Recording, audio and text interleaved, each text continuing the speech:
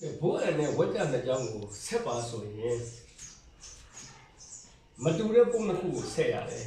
။အဲ့မှာထူးခြားချက်နှစ်ခုရှိတယ်။ subject နှစ်ခုကိုဆက်မယ်ဆိုရင် verb ကိုအများကြီးရေးရတယ်။ subject နှစ်ခုကိုဘိုးနဲ့ဆက်မယ်ဆိုရင် verb ကိုအများကြီးရေးရတာ။အဲ့ဒါနံပါတ်1ထူးခြားချက်။နံပါတ်2ထူးခြားချက်ကဘိုးပါတဲ့ဝက်ကြကအငင်းဝက်ကြမဖြစ်ရဘူး။အဲ့တော့ဘိုးပါတဲ့ဝက်ကြမှာအငင်းမထည့်နဲ့အငင်းဖြုတ်ပြရ။ So, I have a regular job and family life, and so does my friend. I have regular job, and so does my friend. I met my friend and Iအဲ့ဒီကိုဘိုးနဲ့ဆက်တော့ဘိုး I and my friend ကိုရေးလေးထားမရှိပါဘူး I ပါလာရင် I ကိုနောက်မှာထားရတယ်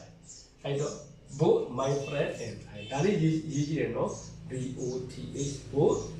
my FRIEND friend and I လူမှုရေးရပြောမှာဆိုတော့ဒီတိုင်းပဲဒါစီကံလေးဘိုး my friend and I ဘိုးနဲ့ဆက်ပြီးဆိုတော့ဘတ်ကိုအများဆိုတော့ HAB က HAB ဟက်လေးရေးမယ်သို့တော့ irregular job ကြတော့နှစ်ယောက်ဖြစ်တဲ့ကောင်မှာ A ကိုဖြုတ်ပြီးတော့ job မှာ S ထည့်ရမယ် family life မှာလည်းအများကြီးကြောက်ပါဒါမှမဟုတ် A ကိုဖြုတ်တယ်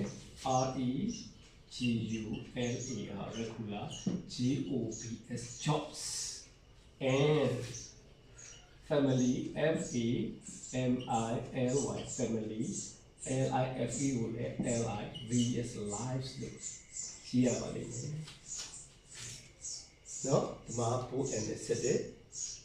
subject နှစ်ခုကိုဆက်တဲ့ဘာကိုအများကြီးရေးတယ်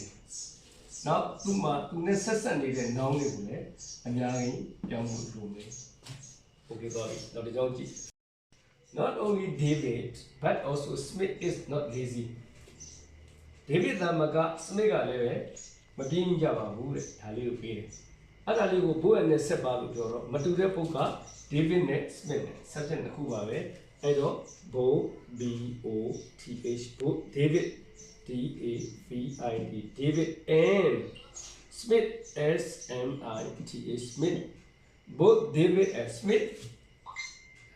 Fact ကိုအများကြီးကြီးရ is က on ဖြစ်သို့တော့အငင်းဖြုတ်ဖို့လိုတယ်ဘိုးဝကြကအငင်းမထည့်အောင်ဆိုတော့ဒီ no ကိုဖြုတ်ရနောက်ကိုဖြုတ်တဲ့အခါမှာအဓိပ္ပာယ်တူစီဖို့အတွက်ဟောဒီ lazy adjective ကို opposite ပြောင်းဖို့လိုတယ်အဲ့ချက်တည်းထားဖို့လိုပါတယ်ဒါမှမဟုတ် both David and Smith are နော်ဒီအားလေးပါဖြစ်ရတာကဘိုးနဲ့ဆက်လို့အများကြီးဖြစ်ရတယ်ပြီးတော့မှ no ကိုဖြုတ်ရတယ်ဆိုတော့ lazy ကhardworking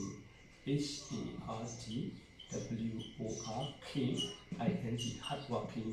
သူရဲ့ opposite ပဲကြည့်ရတာဒါမှမဟုတ် both David and Smith are hardworking ရေးရမှာဖြစ်ပါတယ် not only but also capital letter ပေါ့ not only but also ကိုအကြီးစလုံးနဲ့ရေးလို့ရှိရင် inversion ပုံစံနဲ့ရေးရတယ် not only but also ကိုဆက်ပြီးဆိုလို့ရှိရင်တော့ inversion ကတော့လွယ်တယ်Not only နောက်က co-beauty ပေါ့လေ co-beauty ဆိုတာက heavy verb subject main verb အဲ့ဒီဝကြလေးဆုံးသွားရင် full stop နေရာမှာ comma လေးထား beauty ပါရေးအဲ့နဲ့ဝကြလေးပြန်ရေးနောက်ဝကြလေး main verb မတိုင်မီသို့မဟုတ် adjective မတိုင်မီမှာ also ထည့်ရုံဟာပဲဒီ not only inversion not not only inversion ဆိုတော့ co-beautyအခုကရိယာလေးကြီးလိုက်အတူဆိုတော့ TNT date ဒီလိုသူက the team TEAM team WIN win the championship ညာလေးပြန်ရေး full stop နေရာမှာ comma လေးရေးမယ်ပြီးရင် BUT ဘတ်ရေးမယ်ပြီးရင်ဒုတိယဝကြဆက်ရေးဒုတိယဝကြရေးတဲ့အခါမှာအခုလို main verb မတိုင်ခင်မှာ also ထည့်ရတယ်ဒီမှာက main verb ပါပြီးသားဆိုတော့ဒီတိုင်းပဲ main verb မတိုင်မှာ also ထည့်ထားပြီးတော့အဲ့တိုင်းပဲရေးဦးပါပဲအဲ့တော့ not only did the team win the championship comma but ဒီကုလိုအသေးနဲ့ပြင်ပါနော် but it also set a new record ဒါပဲပြန်ပြောပြမယ် not only did the team win the championship but